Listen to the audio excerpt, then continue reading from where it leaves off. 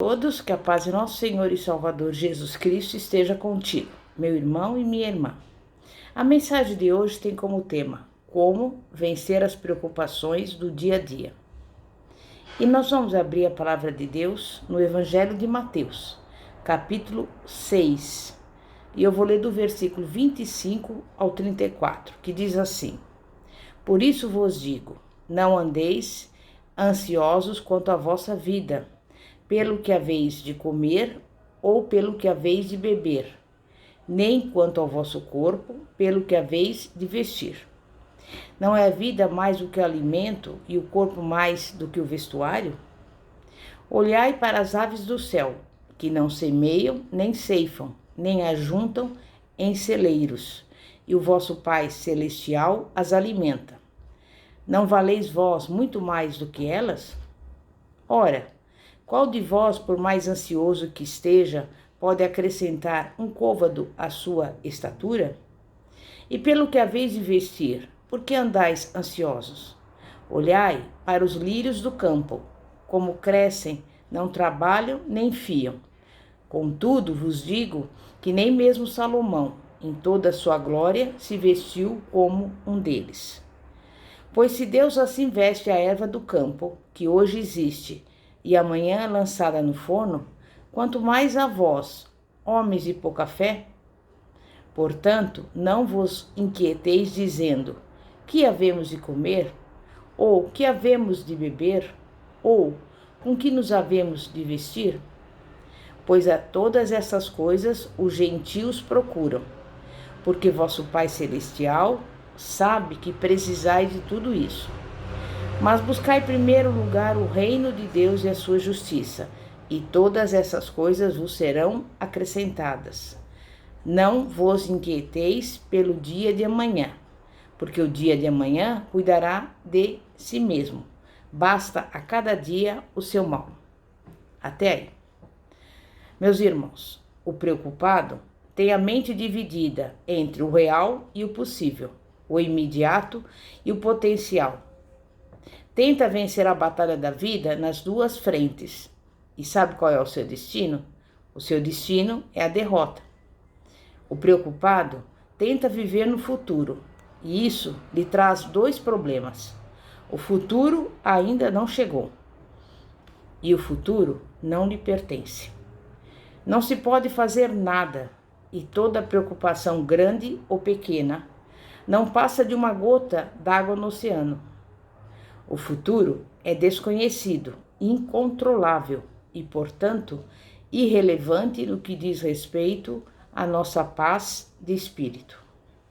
Quando Jesus pregou o maior sermão da história, encontrado em Mateus 5, foi muito claro sobre a ansiedade. Se você quer os ensinamentos de Jesus sobre a ansiedade, podemos resumi-los em 3 palavras. Não se preocupem. Antes de falar sobre a preocupação, é importante desfazer 2 equívocos. Primeiro, não se preocupem não significa não planejem.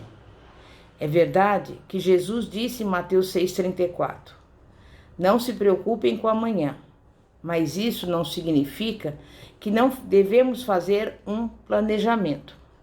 Jesus fez planos também para o ministério do Evangelho, após a sua morte, ressurreição e ascensão. Passou muito tempo preparando os discípulos para Jerusalém e o que o estava por vir.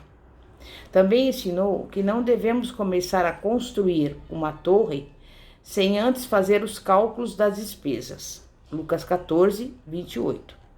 Assim, devemos viver com planejamento. Em segundo lugar, não se preocupem não significa que não se interessem ou não se envolvam.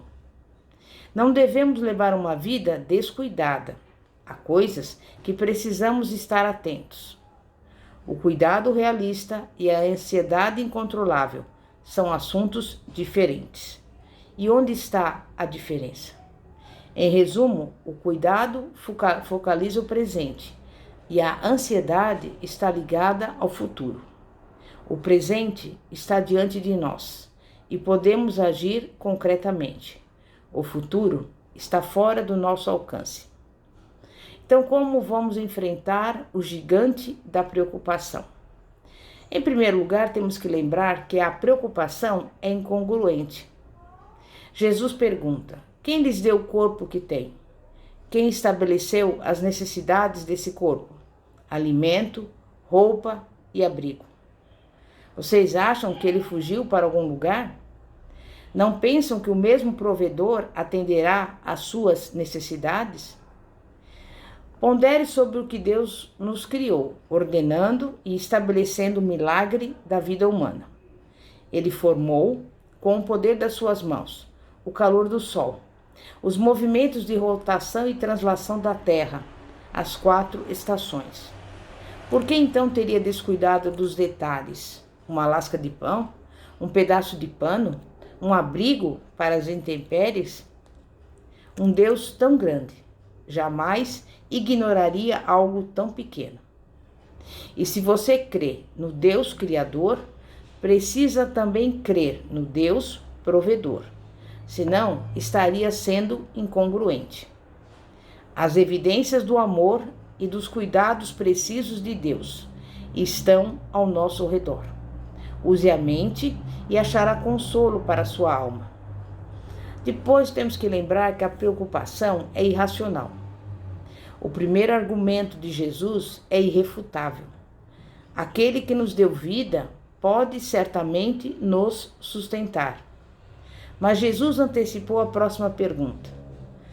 Deus pode prover, mas será que vai prover? Jesus ataca essa segunda pergunta na direção oposta e ele diz: olhem para as árvores e vejam os pardais. Não se vendem 2 pardais por uma moedinha? Poucas coisas custam tão pouco.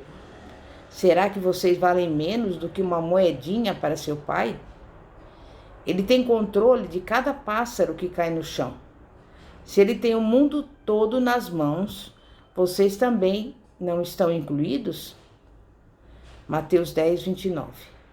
Na verdade, Jesus diz que se ele conhece cada pardal que cai no chão, também sabe quando cai um fio do nosso cabelo e por isso cuidará das nossas necessidades. Então, entendemos que a preocupação é incoerente e ilógica, mas há muito problema com ela. Além disso, a preocupação é ineficaz. E sabe por quê? Porque a preocupação divide a mente e multiplica a infelicidade. Ela subtrai a nossa felicidade, mas nunca acrescenta. A preocupação é o uso mais ineficaz do tempo. E como eu disse, a preocupação é ilógica.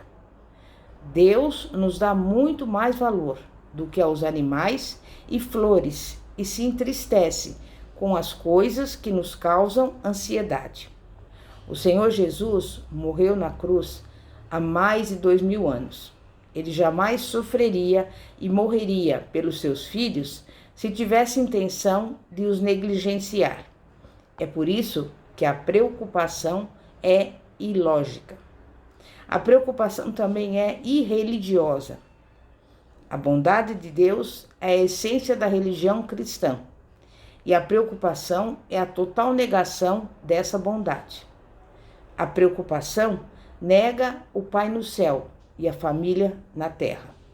Ela nos rebaixa ao modo de vida dos pagãos, que veneram ídolos cegos, surdos e sem poder, que vivem como se o desespero de um sacrifício no altar fosse trazer mais algumas gotas de chuva.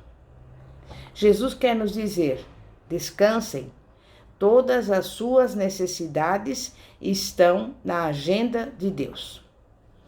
Então, como combater o gigante da preocupação? Em primeiro lugar, precisamos definir prioridades. O que é mais importante em sua vida?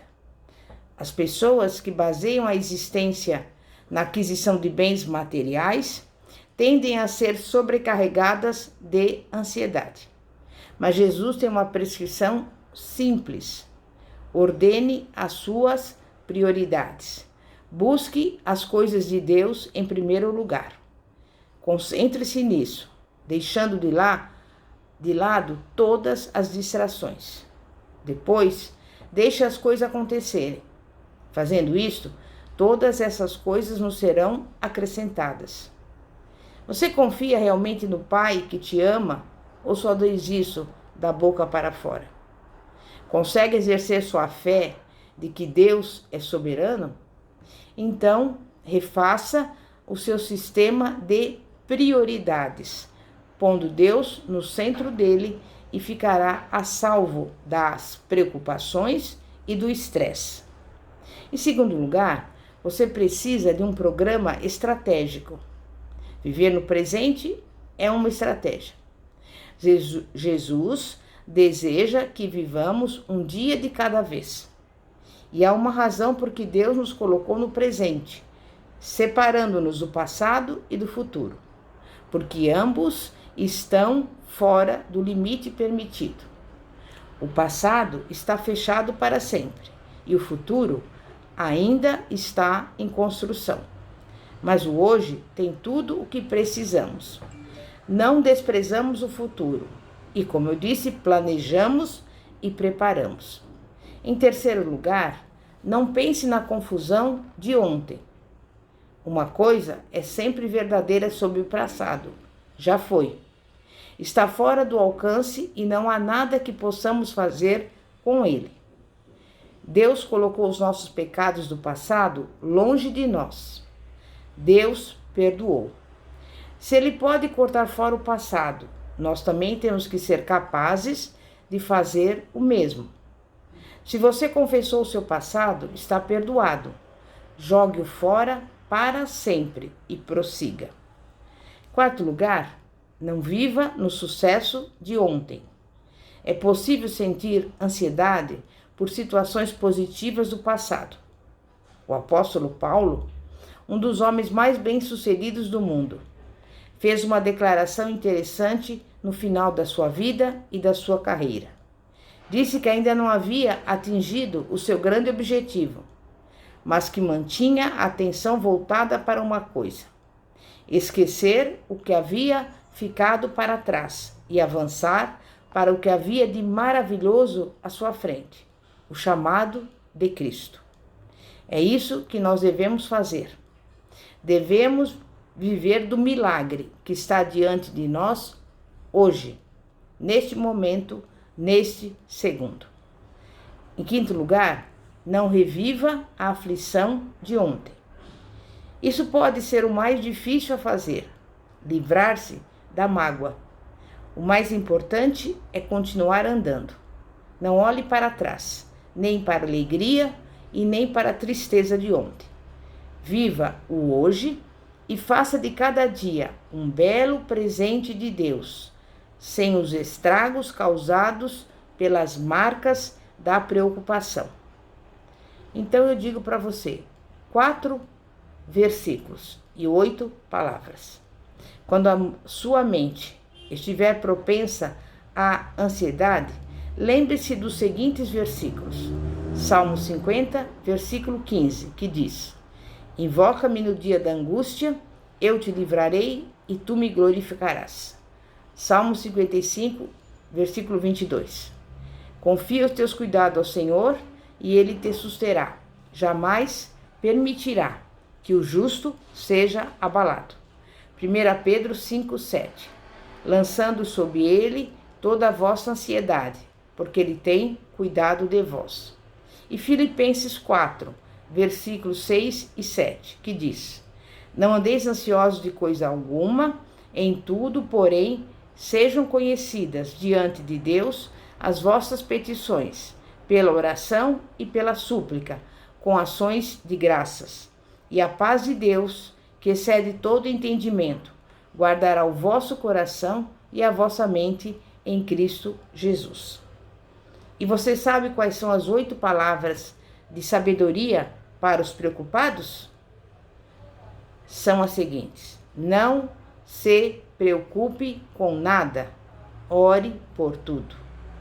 Então, faça destas palavras um grito de guerra contra o gigante da preocupação, em nome de Jesus. Chegou o momento de oração. Santíssimo Deus e poderoso Pai, Pai de nosso Senhor e Salvador Jesus Cristo, neste momento nós não vamos nos preocupar com aquilo que havemos de comer, beber ou vestir. Nós vamos ter o nosso foco no hoje, olhando sempre para o alvo, que é o Senhor Jesus. E é por isso que nós pedimos, neste momento, que toda ansiedade que possa estar na nossa mente e no nosso coração seja entregue nas mãos do Senhor e que nós possamos não ter as preocupações dominando ou controlando a nossa vida, porque nós sabemos que até agora o Senhor nos ajudou, que tem um Deus Todo-Poderoso que olha por nós e cuida de nós, em nome de Jesus. Amém e graças a Deus. Glória a Deus. Que a paz de nosso Senhor e Salvador Jesus Cristo esteja com cada um dos irmãos e irmãs. Pastora Fátima, da Igreja Evangélica Apostólica Poder de Cristo. Amém e graças a Deus. Aleluia.